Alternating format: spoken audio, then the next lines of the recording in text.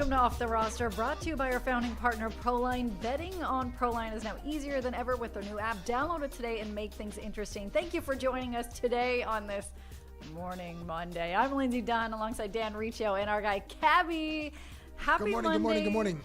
To you both. We have a lot to talk about today, whether it be some Jays news, Raptors taking on the Knicks, a team they have not beat in a couple of years. We'll get into that. Been a while. It's been a hot minute, but we will start off the Leafs in a couple of minutes. We're going to hear from Cheryl Pounder, two-time Olympic gold medalist, about the Leafs' upcoming trade deadline.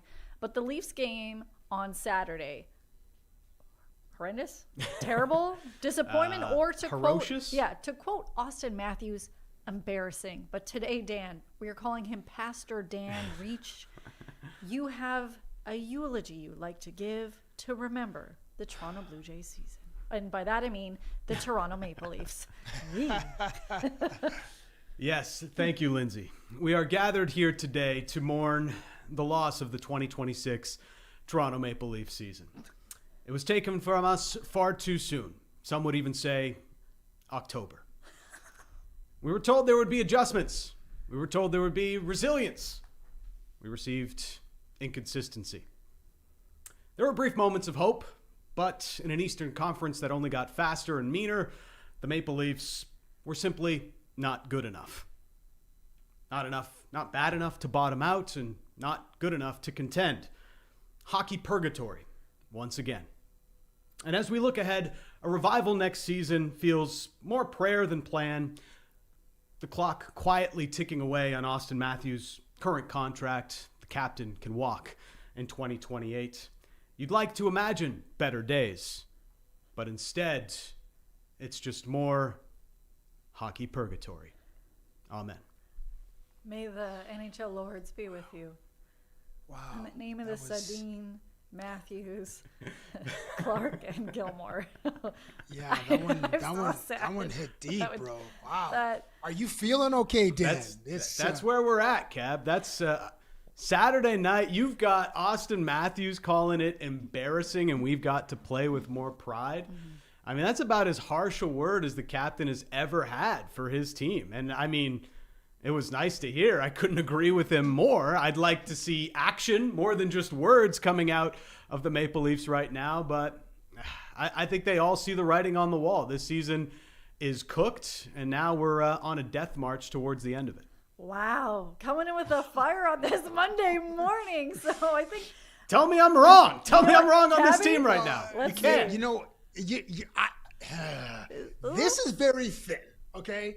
This is... I wrote 3 half-baked ideas on how to salvage the season, but again, it's very thin. It's paper thin. It is a house of cards, and the final few cards are just like swaying in the wind. So, and this is. Listen, I don't have the institutional knowledge, obviously, that Craig Berube and his staff do, or the front office does. But just as an observer, a few things. Prioritize defensive structure. The Toronto Maple Leafs rank 31st in goals against and 28 in goals against percentage. 3.45 goals they give up every game. Chris Tanev was supposed to help, not be the savior, help with defensive structure, but he's only played 11 games for the Toronto Maple Leafs this year. So if there's a way to improve structure, there's 20 games or so, that might help. As Lindsay mentioned this last week, and in our conversation with Dave Pagnotta, lean into the youth movement. Like, where has Easton Cowan been? He's a young, dynamic player. He's averaging around 13 minutes a game.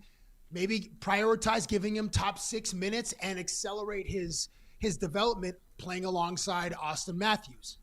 And then finally, as Dan has been mentioning this probably since, Christmas, the Leafs are likely, it's largely speculated that they're likely sellers at the deadline. So you say peace to Scott Lawton and Bobby McMahon, who I really, really like. And so you move on from those UFAs, and then you're taking calls about maybe older depth players like Oliver Ekman-Larsson. Elliot Friedman from Sportsnet was on TNT on the weekend, and he had this to say about Edmonton and OEL. Take a listen. I think the other guy they've looked at is Oliver Ekman-Larsson from Toronto. He's a lefty, but he can play the right side. I think, though, Ekman-Larsson has control over a trade to Edmonton, so they would have to convince him to waive it. But I think defensemen like that are the kinds of players that Edmonton is looking for. I don't think they will go into the goalie market unless Tuukka wants to get back out. I was just going to say, like, is it too late, or can I still go back? So now, okay, so that's interesting. I don't know if Dan, maybe you did say that earlier in the week when Morgan Rielly was just catching strays, but OEL is a little bit of an older defenseman at times. OEL's got to go. He's got to go. Okay, well, listen. I mean, look. Okay, there's just like there's so much, right? Like OEL, he's been really good. He's been arguably the most consistent defenseman. He and Jake McCabe have been the rocks of a bad defense. Okay, let's just call a spade a spade. OEL has still been on the ice for the second most goals in the National Hockey League this year at 5-on-5. The only player above him is Morgan Rielly. This is not a good defense. And OEL is having a strong season, but at 35, can you count on that next year? If somebody's willing to give you a decent asset for OEL, I think you have to take it and try to use that asset in the summer or down the road to get this team younger and better in the future. None of this is easy to accomplish. By no means is this easy to accomplish, but it would be, it would just be foolish to bank on OEL following up next season with a season as good as the one he just had. And if you remember, why was he a part of a Florida Panthers defense that won the Stanley Cup? Because he was their 5th or 6th best defenseman. He's a 15, 16, 17-minute guy. When you get injuries, he can jump up and be great for a week, 2, a month, but you can't rely on that guy for 82 games to be one of your top defensemen. If you are, you're not a contending hockey team. That's just the reality of the situation, as much as I've liked what OEL's brought to this team. It'll be interesting to see what happens. This is a little note that I know most people will not care about, but his wife, I believe, is due any day now. So that's hard timing for a family. Like no matter where you put, it's hard timing. Putting that in the equation, that I'm pretty sure no one's going to want to raise their hand and be like, love to move my wife right now, who's 9 months pregnant, to another team. That just interesting story, but we're going to keep the story about trade deadline as well as the Toronto Maple Leafs with an Olympic gold medalist and analyst for TSN, Cheryl Pounder. Thank you for joining us on this Monday morning. Good morning, Cheryl. Hey, everybody. I'm in. I've got my hat on because, you got to cover up the wake-up hair coming back from Italy. I'm still adjusting. I did wear potatoes because the Leafs need to play with the little potatoes, guys. You got to play a little meat. Tony threw it out there. No, but it's great to be here. Getting back from Milan, getting adjusted. All things hockey, though. We got to love it. We're in it. We're in the swing. We're in the heart of it. Yeah, we're in the heart of it, where the Toronto Maple Leafs last year, so much hope at this point. They were the top of the division to now the bottom of the division. And I look at you. What has went wrong? What are the answers that people are trying to look about? Because people like, it's Marner. Well, it can't be just Marner. What do you think has went wrong with the Leafs to end up in this position? I think there's just so many holes right now. And when you look at this group collectively, and I heard Cabbie talking about their defensive structure, I think that posture starts in the offensive zone through the neutral zone into their own zone, and they're getting caved in. And you look at the underlying metrics, and Cabbie, you mentioned some of them, but I was working the game the other night, and I'm saying to the guys, because you don't just go by analytics, you go by feel, you go by your eyes, you go by visibility. But when there's a trend that is so significant in a game, and I know I was talking about them up against the Panthers, and I looked at, they're 32nd in the league in this time in defending the rush, 32nd in the league in defending the cycle, 32nd in the, so when you start to get to those aspects of the game and those types of trends, they're just simply too significant. And so for me, it has to do with foot speed. It has to do with pace. One of the areas of defense I don't think we look at enough is how it starts in the offensive zone with your F3, with your high forward, because that's where a transition happens, and that's where the neutral zone is taken care of. So if you're not in good space there, you're not in good space to defend in the neutral zone. If you're not able to defend in the neutral zone and they're able to get in, well, now you're chasing the game, which is what the Leafs, I find, do once the opponent is in zone, they're running around, they can't close quick enough, there's too much spacing. So now you wind up gassed on the back foot. So even when you do get the puck, it's really difficult to get into the offense. It's really push connectedly because you want to get off, or one guy's going for a change, or there's no pace, there's no speed on exit. So for me, guys, it's kind of accumulative. My eyes always go to the defensive side of the puck because I do believe that leads to the offensive side. So yeah, there's a lot of holes here. I do think the pace and foot speed does have something to do with it. Yeah, they've had defensive issues all season long, and Berube has talked about it. He's tried to fix it all season long, but after Saturday's game, the loss to the Ottawa Senators, he's like, I can't give them this, and he's pointed to his heart, and it kind of speaks to I guess a bigger issue, and I think part of this too, Cheryl, is right now they see where they're at in the standings, and they're finding it difficult to it seems finding it difficult to get the motivation to push forward, knowing where this season is likely ending up. Yeah, it's difficult. I think the one that kind of catches people's eyes is, you go into the Olympic break and you have 3 straight wins. And then when you're coming out, you should have that juice to press.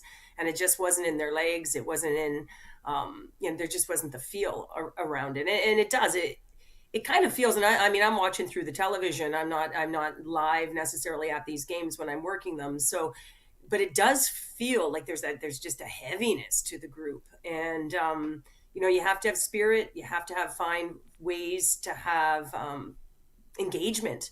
And it feels, and I don't know whether that's because there's such a disconnect in being able to close and being able to, have fun with the puck, really, yeah. It just feels so less inspired. And a lot of the time I do wonder, can they get close enough to physically engage at times? Is this become more of okay, these holes need to be addressed because, are they capable? Like there's lots of questions now surrounding the construction, certainly, of the roster, the age of the roster. But I think teams, fan bases, you want to see players hard on their sleeve. And it's not necessarily a lack of an individual effort. It just feels more of a connected effort. And having a wave, when teams are firing on all cylinders and you've sort of got that one line that gets out there and says, okay, I'm gonna have an action in this game that creates momentum. And that's what I always say. So what actions, what shifts creates or keeps momentum? So not killing momentum. And so for me, when you're looking at successful teams or fighting through adversity, it's sort of those waves and who brings that element, whether it's a block shot, whether it's a hit. And when things aren't going right, physically engaging is a way to get into the game. So, you want to see that early. And I think that's one of the things with the Toronto Maple Leafs that has left a lot of people wondering about these things, is because it's typically a lot of the time to start games. And so you might see it a later push within the game, but where is it when puck drops? So you want to, be assertive right off the hop. So yeah, there's a lot of questions. Do I think these guys are trying? Yes. Does anyone really want to lose? No. But it just doesn't feel, it doesn't feel connected, and it doesn't feel engaged.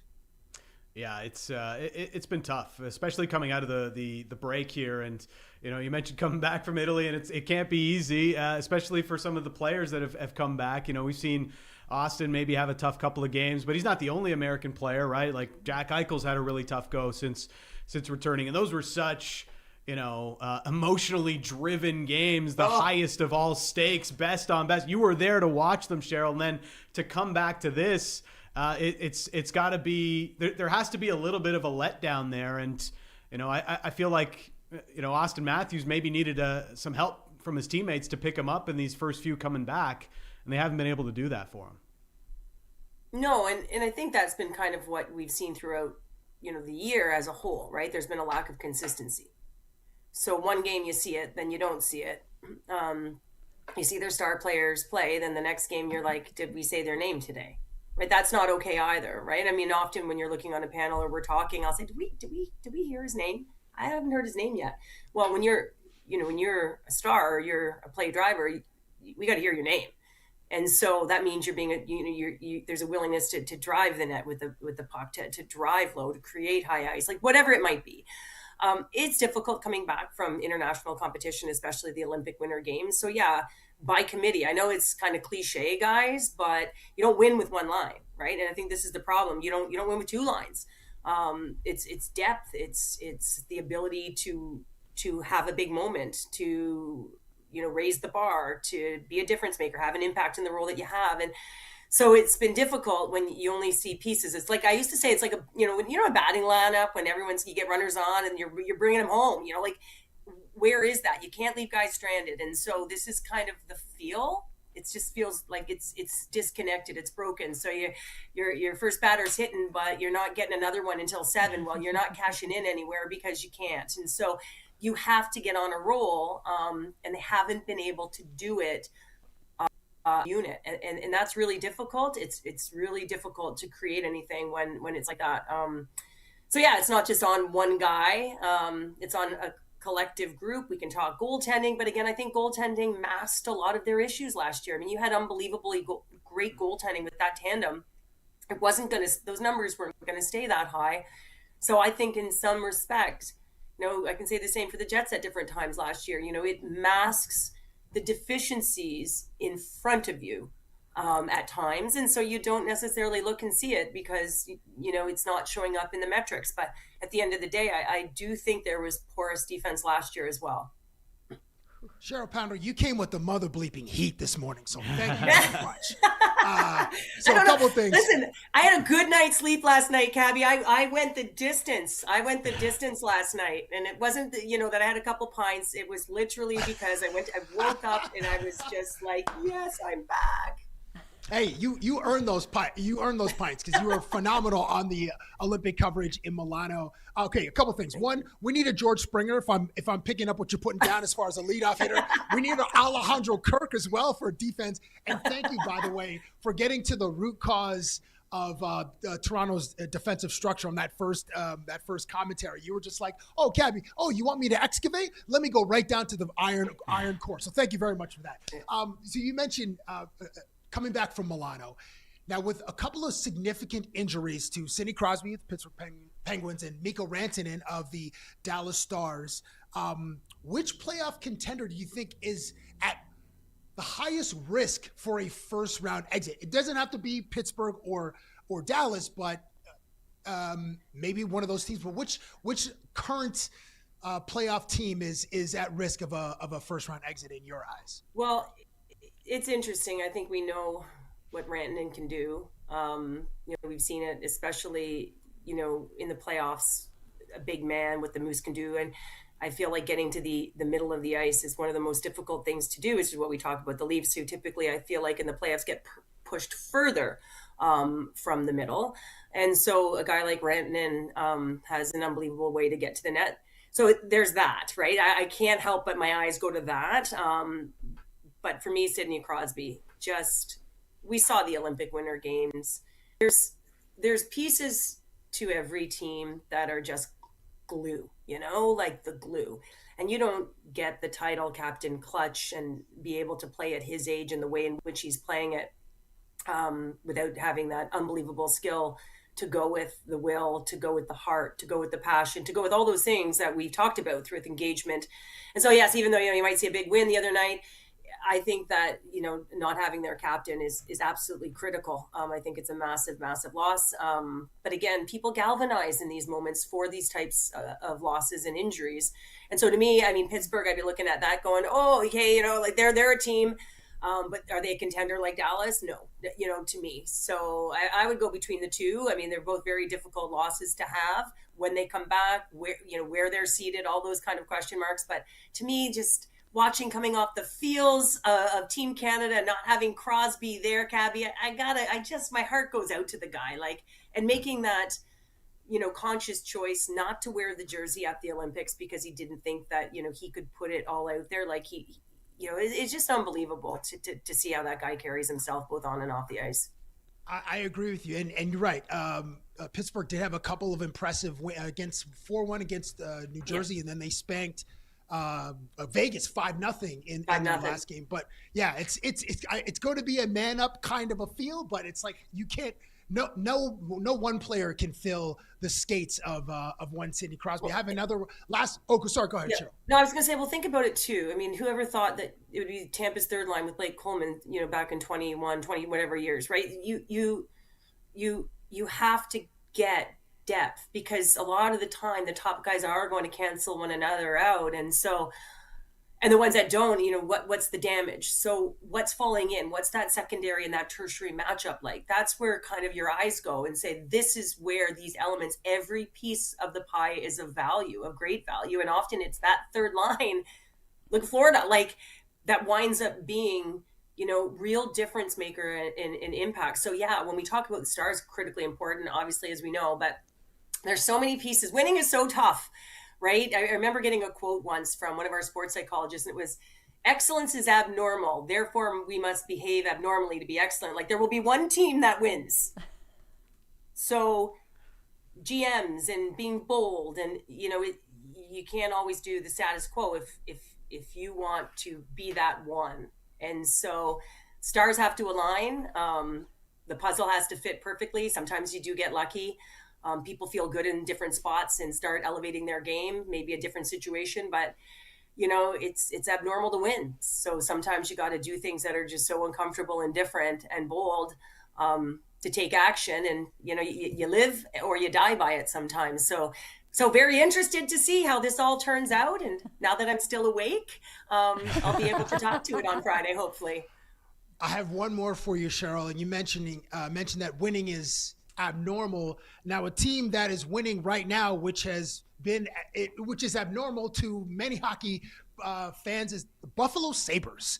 They are currently second in the Atlantic Division. Do you think that this team has the depth to overcome, say, a Tampa Bay in the second round, or is this squad just happy to be here? We're going to make the playoffs for the first time in 15 years. I don't think anyone's happy to be there. And if you think about it, guys, what have we been saying the last how many years? God, why isn't Buffalo better? Look at their D. Look at these forwards. Look at Tage Thompson. We've been talking about it, right? And saying, well, it's Buffalo. They just can't.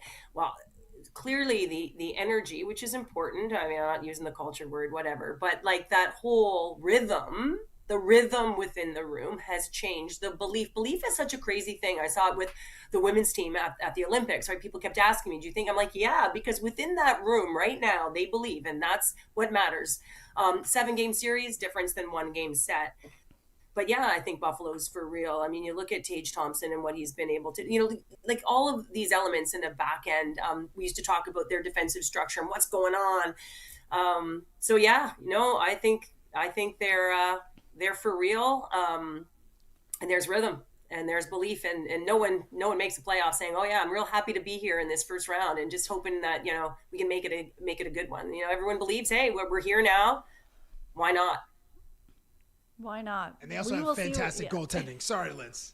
Well, yeah. Well, I mean, you ain't going to win without it, right? You need at least the saves. And interestingly enough, you need the timely save. That's the one that matters. Whatever games you go to, there's a timely save, and it's not about being magnificent all the time. It's saving what you should save, not letting in the weak one, and then the timely save. So, we've seen it with Colorado in the past. I mean, you can have, when you got McCarr on the back end and you got McKinnon up front, what type of goaltending you need? Do you need an MVP goaltender in Hellebuck to do it? Well, no. You need good quality goaltending, and you need a timely save. I know many are hoping that this trade deadline will save the Leafs season when we're talking about next season already. But Cheryl, just in general, what team, say, take away the Leafs away from this equation, do you want to see make the biggest splash at the trade deadline? Oh, well, I think you're going to have teams that are going to go all in on this. I think Minnesota didn't just go get accused and not to do more. We talk about being bold. So I think that I'm really excited to see what kind of happens with that. With the Leafs, I'm very interested to see what the philosophy is around this now. Is this a rebuild or a retool? Is it about, is it just about getting, saying, okay, Bobby McMahon, you've done really good. You're having a career year. Let's see what the highest value is that we can get for you.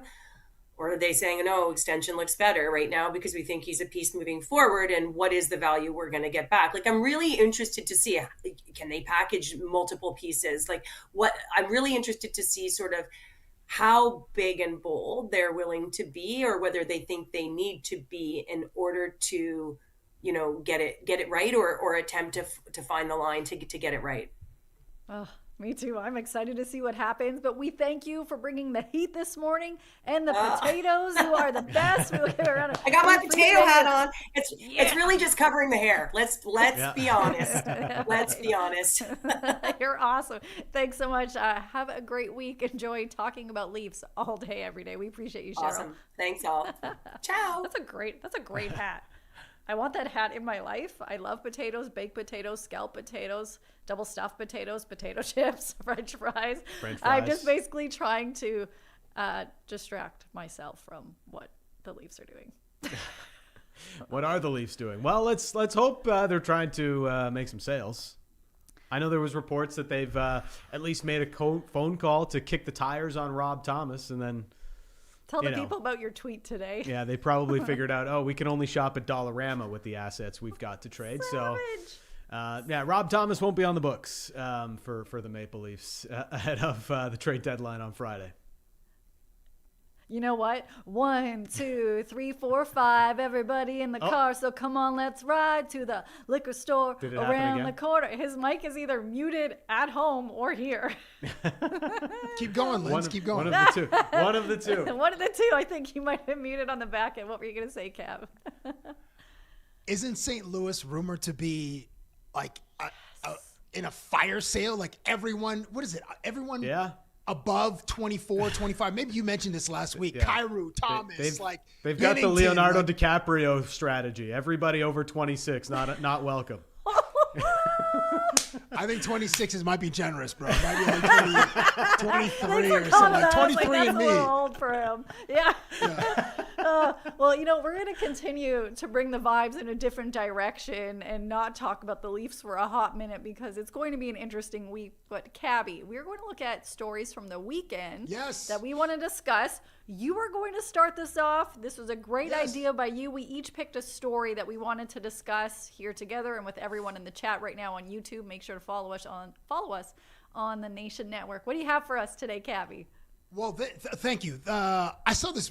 So the Philadelphia Flyers tweeted this photo of Shane Gillis in the dressing room. And Shane Gillis is from Pennsylvania. He went to high school there. And so he's here. He's talking to Zegras over there. And then Nick Delorier's he's like trying to hide that Coors Light or whatever. I think it's a Coors Light under his left hand there. Just I was like, who knew that Shane Gillis was a Flyers fan? Like, I just, I watched his comedy special on Netflix, and he's talking about baseball, a little bit of basketball, or baseball and football, because he played high school football. I didn't know he was a hockey fan. I think the only other Flyers fan that, according to my cracked research, was President Biden. Not a lot of celebrity Flyers fans, but it made me think, I think of Will Ferrell as being the preeminent celebrity hockey fan in our market. And Will Ferrell has shown up as his character in Elf. He's shown up with this NASCAR-inspired face paint, which is just tremendous. When I saw this, I'm like, I love this man so much. I got to meet him. Didn't Ron Burgundy appear as a color analyst, I think, once on a Kings broadcast? Maybe, yeah. And I know that Ron Burgundy was also appeared on a curling broadcast many moons ago. David Beckham is a guy that's been to Kings games. I don't know if he's quite a Kings a super fan, but I remember meeting David Beckham once at a Lakers game, and as excited as I was to meet him, he was less excited to meet me. So let's take a stroll down memory lane and enjoy this David Beckham experience. 2 seats down, right there, the Toucan is David Beckham. With the green too? Oh, wow. How's it going? Mike Richards. Nice to meet you too. Later that same evening.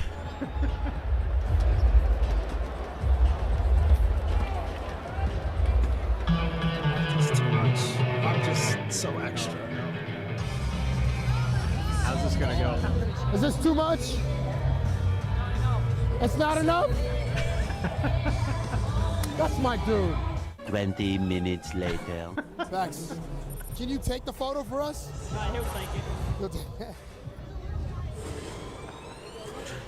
Amazing. So I asked him to take a photo of Mike Richards and I, like such a jerk. And he's like, no, he didn't even hear that. He's like, no, my son will take the photo. So I don't know if you guys have had any celebrity encounters, but that one, by the end of it, because there was like one other interaction, David Beckham was like looking behind him. He's like, where's the security? Where's my PR guy to get this fat Canadian away from me, bro? Like I can smell the nachos on my breath, on his breath 6 seats away. So question to you, Dan, and question to you, Lindsay. Have you had any celebrity encounters at either a hockey game or a basketball game, football, baseball, whatever? I can't top that, Lynn. So you've got to go. I had an interaction with David Beckham at a Lakers game as well, and I'm just so uncomfortable with that. That was an amazing moment. It was Kobe Bryant's last game, and he was there with Brooklyn Beckham. I don't know if that was Brooklyn in that video. I can't name all the kids of the Beckham family, but I went and looked that it's Brooklyn Beckham. And he was really nice. I interviewed him. We weren't supposed to, but I think he was just so confused because there was like 8,000 media there that I had a very pleasant interaction with him. But I think maybe it's because I didn't come completely decked out in the amazing Lakers gear that you had, Cabbie. Like, you are one of one, my friend. Yes. I love that you asked me to take the photo. You had the wardrobe change going on. It was crazy. But that experience you had with the photo, I had a similar moment like 35 seconds after interviewing David Beckham. Jack Nicholson, well-known Lakers fan, was sitting courtside. So they were like, hey, go try to interview him because like it was just chaotic. It was a free-for-all. Interview who you want. So I walked up and was like, hi, I'm so-and-so. And he turns his head and he's talking to like his kid. So I thought he was blowing me off. So the video is of him holding my hand, me thinking he's blowing me off, me walking away. And the video of him turning around is telling his kid a minute being like, where did she go? So I accidentally blew off Jack Nicholson at the Lakers. And he never does any interviews. No, never. And so wow. I think I have a photo on my Instagram of the shot of like the camera of him holding my hand, talking to his kid, and then like being, what just happened? Because he was going to give me a couple questions, and I'm glad that you feel and understand this pain, Cabbie, of my bozo moment of accidentally. No, well, I mean, hurts. That was the right call because he turned away from you, so like you would just like the body language to suggest that he's saying 1 second. Also like that's incredible that you like had the gumption to go like, hey, this is Kobe's last game. This is such a moment in basketball, and this is such a unique experience. Let me just go for it because it's and people watching this don't know, but like Jack Nicholson is always off limits. Like this guy never does interviews, and he's there to be a fan, and it's just known. It's an unwritten rule, or maybe it's even a written rule, just in like that mouse print, that like 8-point font that like do not approach or do not engage with Jack Nicholson. So, that would have been awesome if you got that interview. But I feel like, as someone who's been rejected many times by famous people for interviews, I can feel your pain. Lindsay's cool enough to just say no to Jack Nicholson. Remember that, guys. That is a great story. That video is so wild, Cabbie. I love it. So that's a no for you. You don't have any celeb interactions? No, nothing as cool as that. I don't know. We do have that photo of you from back in the day at the card shop. Yeah, there's a few at the card shop that I'd rather keep to myself. But me and Zdeno Chara will live long and forever. But my celebrity encounters, they include Ricky Gervais mall walking at Pacific Mall in Vancouver, and that's pretty much it. Oh, okay. All right. Getting in a little quick walk before a stand-up routine, Let us know in the chat maybe your random celebrity encounters. I've accidentally ran into multiple athletes or celebrities at events because I am not the most aware of surroundings. So it's like TIFF or All-Star Games. You're just like, oh, hey, I just ran into Ron Artest, now known as Meta World Peace. My apologies, kind sir, who is so much bigger than me. And it's like, thankfully, everyone's so nice because, like, if I hit somebody, I'm not going to knock them over. I'm going to fall on my arse. I love that story. So what is your weekend story, Dan?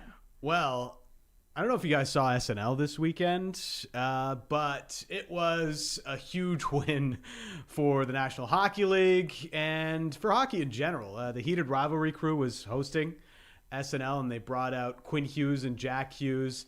And then they brought out the U.S. Women's Olympic team to an even bigger applause, which huge win for hockey, and they're making the most of their gold medals at the games. But I thought it was cool that obviously, you know, everything that happened in the wake of the U.S. men's national team winning the gold medal, they'd I'm sure like to have a couple of those moments back, and they should.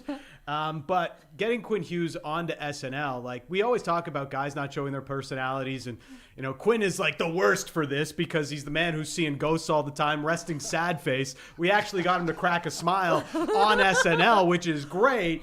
But you know, you think about it, it's like in between games, like amazing that the Minnesota Wild even allowed their prized, you know, trade acquisition to go off to SNL in the middle of a hockey season. And I love that for hockey. I love that they're more malleable versus, you know, the Leafs. Before Austin Matthews has even rejoined his team, Craig Brewer was like, nope, he's in the lineup tomorrow. Like, yep, he'll be in Tampa. He's in the lineup. And it's just like you hear from Austin the night or the morning of the game in Tampa, and it's like, man, I don't know if this guy should be playing right now. And, you know, but the Leafs are desperate. And it's just, I feel like there's a different mentality for some teams, and I really like the way Bill Guerin handled that and how they're handling Quinn Hughes, knowing they've got a star talent, knowing that this is a big moment for hockey in general to grow the game and to a new audience, and they're taking every advantage of it. Who cares if you lose the next night, which they did, by the way, but who cares if you lose the next night because you're headed to the playoffs, and what's more important is continuing to grow the game. Cabbie, I don't know if you know this, but since you were in Italy, I become Dan's therapist. So I am just going to say, of course you would bring it back to the Leafs. I mean, of course you would bring it back to the Leafs. We're going to spend a lot of time talking about this moment.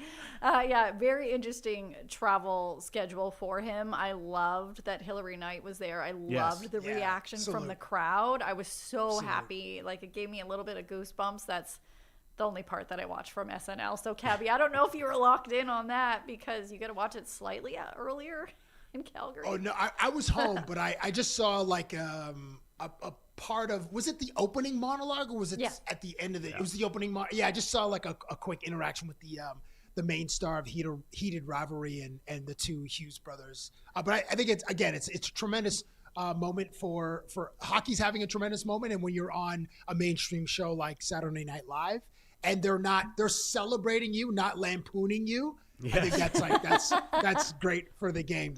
So Linz, those are two fun or cool things that we saw from the weekend. I love that. What did you see from the weekend that you really loved or made you think like, what's going on here?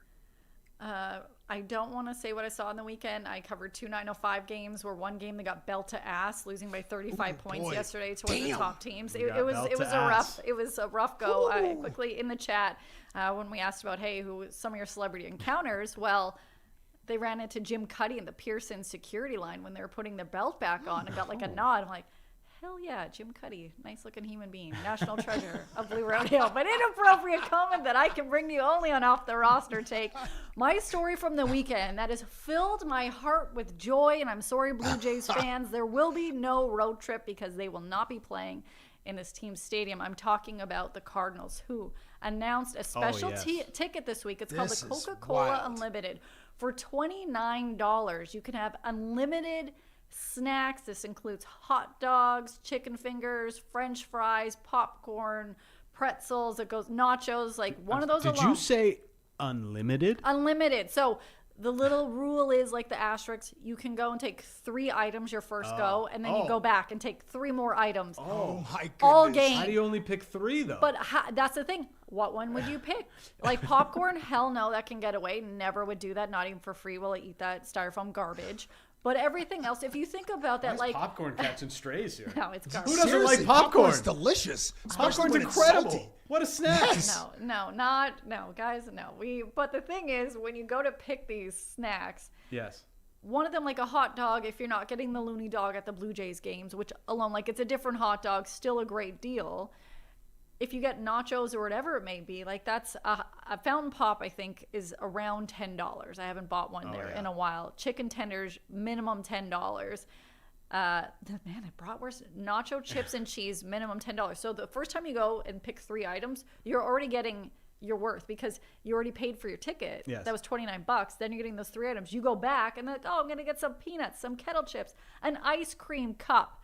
This has brought me joy and makes me believe in sports again. Just kidding. But you just look at anytime someone goes to like a Leafs or Raptors game, they're like, I just spent $75 because I bought a beer and chicken tenders, Buffalo chicken tenders, that are so good. And fries, I think, is around $15 to $17. So that's one thing alone.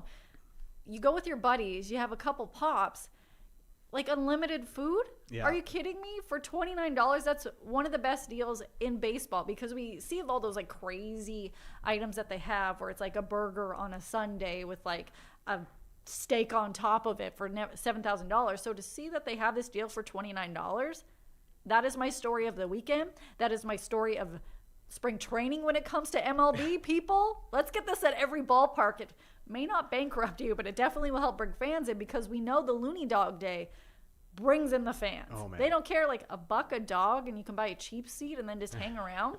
Cabbie, how long do you think this is going to last? Oh, this is a max. Like, this is not seeing May 1st. This promotion begins in April and it ends in April. Grand opening, grand closing. Just because they're like I think you go 2 orders of chicken tenders for the value and then get a Sprite or whatever.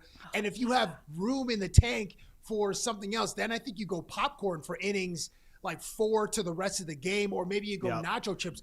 But this is a minimum 15,000 calorie day. Because from the times we've gone to the United States, like a soda is this big. It's like huge. It's like a big gulp at 7-Eleven. So huge. And that on its own has got to be 4,000 calories. Like you're drinking 100 grams of sugar. There's like diet nut does not exist. You gotta go Coke Sugar Zero, free does man. not exist. Come on. If it exists at the ballpark at Busch Stadium, then yes. But I think this promotion is done in April because, the first couple of weeks of the season are the most. The problem is, go ahead. you've got to incentivize people to go watch a bad baseball team, and right now the St. Louis Cardinals are not. Yeah. Like they're not, the Albert Pujols Arizona, St. Louis Cardinals. I was going to say Arizona Cardinals. Nobody wants to watch the Arizona Cardinals if we're honest about that too. But you've got to incentivize people to go and watch bad baseball. I mean, what else is bringing Cardinals fans to the ballpark right now? I remember being in LA last winter and it was like you'd see a big sign on the way to like Anaheim. It was like 4 tickets. $44, 4 hot dogs, 4 soda pops. Like, who's going to watch the Angels right now that Ohtani's gone? Nobody. You could give those tickets to people and they still might not go. So it's, you've got to incentivize people to watch this baseball. And you know what? This is definitely, it would get me to at least go to one game. And you know what? If they're buying beer at the game, it's already a profit for the team. So you know what I'll say to that about the Angels? If they have a big crowd this year, you know who they can credit to? Manoah. Oh. Yes, well, we know he deserves all the credit, right? He deserves all the credit. You have to remind the audience. Yeah. He was a huge part of that Blue Jays World Series run. You remember that, right? According to him. Yeah, in all a those quote pitches from he threw. Athletic. Am I throwing shade on this Monday? Absolutely. I feel like you are. Yeah, I absolutely am throwing it because he's so nice, but I cannot wait to ask him in person. WTF, bro, because right now you are my bozo of the month. But I would say the only other thing that would make this Cardinals sorry to cut you off there, Lindsay. How dare you? I'm an ass. The only thing that would make this Cardinals promotion that much better, they got to get Mr. Unlimited, Russell Wilson, to be the face of their unlimited ticket. That's very good. Yeah, very, very good. Yeah, isn't there a character, one of the Pixar movies? What's the Pixar movie with the superhero families? The family of superheroes? What was that be called? The Incredibles? The Incredibles, yes. Yeah, isn't there a Mr. like a unlimited character? And anyway, your Russell Wilson example is actually much better. I just want to hear him say Mr. Unlimited again. Oh, geez. My Yeah, God, you got so that's a deep cut. You got to go back to like 2017 or 18 to find that clip on his socials. Can you tell him a Seahawks fan? Yeah. Lindsay, you won. Like, that was of the three funniest stories or best stories from the weekend. Like, that's the best one. And it's unfortunate that the Toronto Blue Jays are not playing in St. Louis this year, because a road trip in, I don't know, May or August, if that promotion is still going by then, would have been right on point or right on cue for us to go indulge and consume a minimum 15,000 calories in a day watching a 9-inning baseball game. I love this. This whole chat has been fun. In the chat, thanks to Mel for pointing it out, the Blue Jays probably won't do this because, for a couple of reasons, they allow you to bring outside food in. I remember my first Blue Jays game like over a decade ago, watching somebody come in with like a KFC bucket. You can bring outside food, so like a full pizza, whatever it may be, and a lot of people do that. They will bring like their little lunches. I see sandwiches a lot. So yeah, if you don't know that and you're coming to a Jays game this year, you can bring outside food from it. I don't think like your liquids and stuff, it has to be like an empty bottle, because then you can get water there. But that was great. Real quick before we switch over to Raptors, which we have to talk about. I want to go to a Jays game with a KFC bucket. No, we're going to do that. When Cabbie's in town, we're all going with KFC buckets. I just think the visual is unbelievable. I want to be sitting in a crowd with a big drumstick and just... Oh, no, we're all three going dressed as Colonel Sanders. So if our sales team can get us sponsored by KFC, that would be amazing. Yeah, they're amazing. They have a fantastic sandwich. I like their big crunch sandwich, but you take the lettuce off. Extra spicy mayo. Delicious. Lettuce has no place on any kind of food that's warm. Right. Anyways, let's talk about the Raptors. Well, Lindsay's a meatitarian. Well, you know me well. Fist bump to that. Let's go. I'm going to get canceled by vegetarians, and I don't care. Let's go to the Raptors, who played Washington on the weekend. They're playing the Knicks tomorrow, a team they have not beat since 2023. They've lost 11 straight times to them. But if we rewind to that Washington game for a quick minute, IQ great. Yep. But guys, if they didn't beat the Washington Wizards, what are we doing here? It would be a problem if they didn't beat the Wiz. Yeah, it would be a problem if they didn't beat the Wiz. But this is the story of the Raptors seasons. They beat who they should beat, and they lose to the teams higher in the standings, and that's been the story all year long. So, you look ahead to tomorrow against the Knicks, and, I'm hoping for a different outcome. I'm not saying I have a ton of confidence that there will be a different outcome, but we'll see. I think one thing that is different over the last couple of weeks is Jakob Poeltl looks healthier. He's not, moving like a slab of stone on the court right now, which is good to see. And this is the first time their starting five has kind of started to play consistently together this season. So I'm hopeful that they can continue building on that and maybe show something different than what we've seen through the first bit of the season. That game was I believe Jackson or Matt Devlin said this on the broadcast. It's only the second time since November that starting five had played together. Yeah. And I thought this was going to be a trap game, guys, because they have the Knicks and then Golden State after this. And I was like, oh man, Toronto lost to Washington. I don't know, like 140 to 20 something in the last game. So I was like, oh man. And at that time there were two playoff contenders that they were facing after that game. So I was like, oh man, this is going to be another trap. But I'm so happy to see like all five starters were in double digits. Poeltl, like him and IQ, they can unlock the pick and roll game, which Poeltl is elite at. And this game against New York, I also love to see that IQ playing in the DMV area. He's from Maryland, had his fourth 20-point double-double of the season. He had 27 and 11 assists. So that was great to see. But as Lindsay mentioned, like the Raptors haven't beat Emmanuel Quickly and RJ Barrett have never beat their former team wearing a Toronto Raptors uniform. And that's 9 games. Toronto is 1-12 against the top 7 teams in the NBA. They really need to win this game. And they got to deal with New York's physicality, which is a problem for Toronto. Poeltl being back is great. We'll mitigate some of that. But I don't know if, Linz, you know this yet, but I believe we're uncertain if Colin Murray-Boyles will play because he's re-injured that same thumb on his shooting hand again. This poor young fella, like a whole year, has been playing with like a a busted thumb. And to play against a team like New York, which is so physical with Anunoby, Mitchell Robinson, Cat, like it's going to be a problem for the young fella again. So this is certainly a team that Toronto has had major problems with, but needs to win to build confidence and to just keep up in the standings in the Atlantic Division as we march towards the playoffs in mid-April.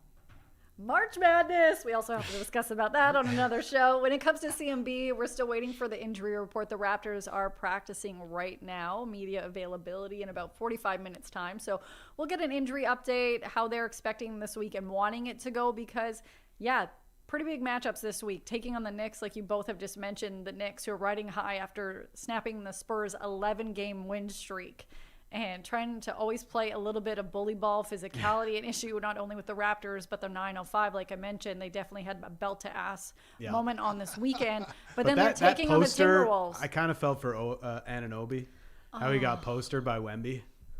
I wasn't going to talk about it. OG for life. I know OG's your guy, but... yeah, no, it's beautiful. So many even people... the stills of Wemby posterizing him is just like, man. They're going to have that, Spurs fans, a lot of people will have that in their lockers, if they still have those in schools or on their walls, on shirts. Like, it was a beautiful... That's I'm like, I have no idea. Hey, what did you guys have on your lockers in high school? No, I'm kidding. We are not at that point. Wait, do you actually have No, I'm not going to say. Well, who is Kelly Kapowski? But, I mean, everybody had no. Tyra Banks on the cover of GQ magazine. Are you kidding? Ooh, remember? The hair just covering the assets? She is eating it right now in the press. Oh, with that... Oh, because of the Netflix doc? Have you guys seen it yet? No, I read some quotes about it, and it was just saying how terrible she was to her fellow judges and to any of the castmates and people behind the scenes. I have not watched it. This is like secondhand thing, reading from journalists that have went and watched it. It's just not good. But she did look great, and she still looks great. So, yeah, she also featured on Kobe Bryant's song K-O-B-E, if you remember that. That's right. Yes. Yeah, great. And, of course, I have that on vinyl. But I want to bring up something about the NBA. There was a sports writer who put this idea out there because obviously there's a lot of teams tanking. Last year the Raptors tried to tank and they were just so good. Like they struggled with that. Respectful tanking. I hate tanking. But here's what he said. Any NBA game that has a tanking team, tickets should be 50% off. And if both teams are tanking, it should be free. Fans shouldn't have to pay to watch a game with a team or teams that aren't trying to win that game.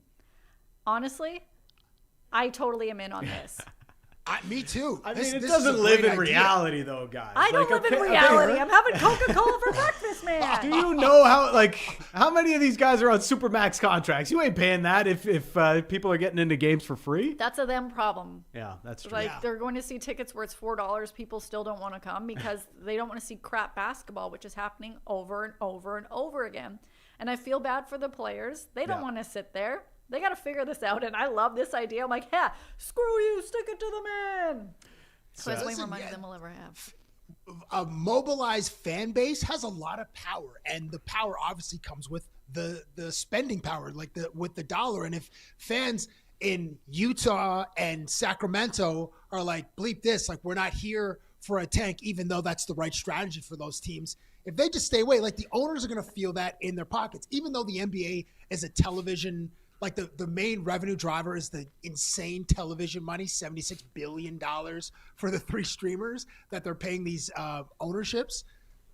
But the fans, I mean, there's gate revenue is important in the NBA as well. And if fans like, bleep this, I'm gonna spend my time watching Netflix or doing something, or baseball is right around the corner. I mean, there's no baseball in Salt Lake City, none in Sacramento. Are the Athletics playing there this year? I have no idea. I don't think the stadium is ready in Vegas. I think, yeah. In their little bandbox stadium now.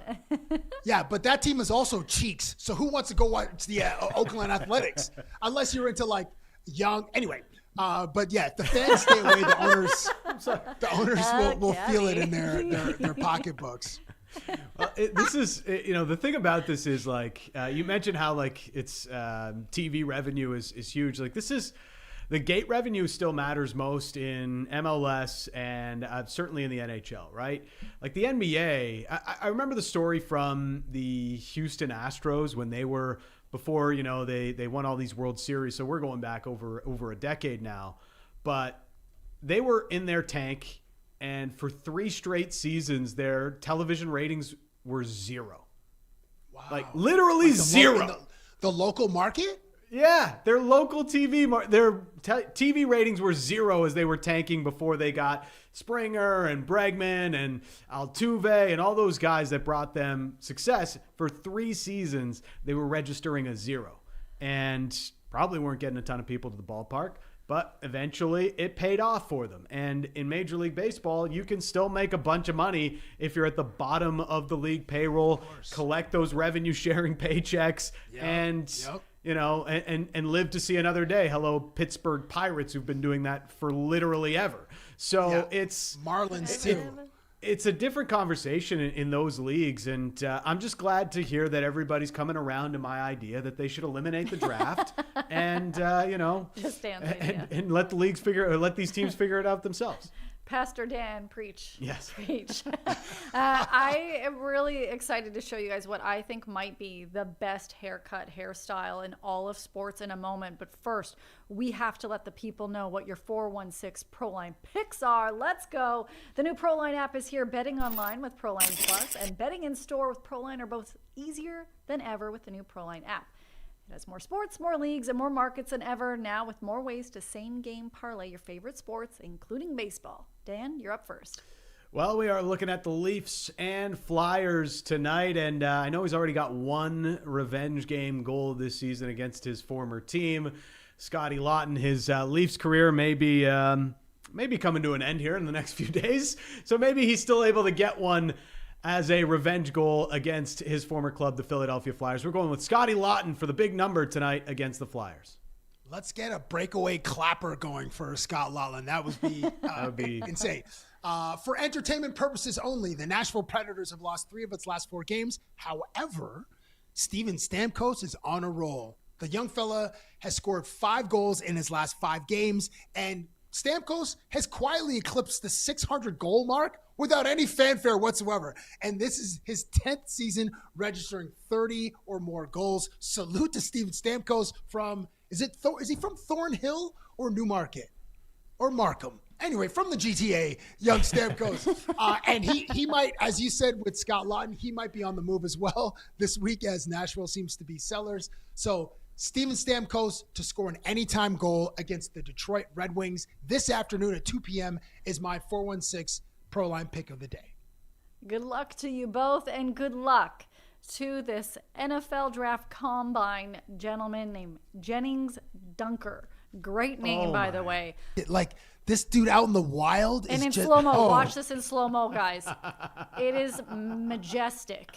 Great form on his 40-yard dash, too. Yeah, he did great. Besides that, his hair. I'm mesmerized. This is just incredible. It is mesmerizing. Just look at the bowl on the top, party in the back, all that flow. Business. He looks like somebody that Hulk Hogan would have just like demolished in like 1982 in some random wrestling event, just like the jobber that's there to put over the Hulkster. And also he kind of looks like Ginger Davis Schneider. What? Oh, Davis Schneider. Okay. Yeah. Because he has a mustache. No, he's just like white? he's bigger and Ginger Davis Schneider. No, not at all. We need to put some glasses on him. Yeah, we need to put glasses on Dan. Well, I mean, contact lenses might need some upgrading, but I'm telling, he looks like Davis Schneider, Ginger Davis Schneider. Look, it's uncanny. It's uncanny. Look at this. A white guy with a mustache. Yeah, well, a couple of things that I'm just going to completely prejudge this man. 1, he drives a Ford F350 truck, and 2. Saying it looks nothing like Davis Schneider, but also giving Kenny Powers Eastbound and Down vibes. Yeah. Absolutely. Excellent. That it looks is a great nothing show. like just the hair looks like Kenny Powers. Just the hair. That's the same as Davis. It's a mustache on a guy. You just lost your own argument in the court of Lindsay Dunn over here, preacher. On that note, sounds like a new show segment. Court of Lindsay Dunn. Oh, I like that. Ooh. I like Judge that. Lindsay. Judge Lindsay. Oh man, I'm bad. Let's cook that up. But anyways, we will continue with the Leafs talk, Jays talk. Big game tomorrow as they're taking on Team Canada. Okay. We'll see what happens there. And Raptors. It will be interesting what happens with the Knicks. We'll have updates on the injury report and all of that tomorrow on Off the Roster. Thank you for joining us for another chat. Hope you enjoyed this video. If you want more off-the-roster content, make sure to like and hype this video and subscribe to the Nation Network YouTube channel.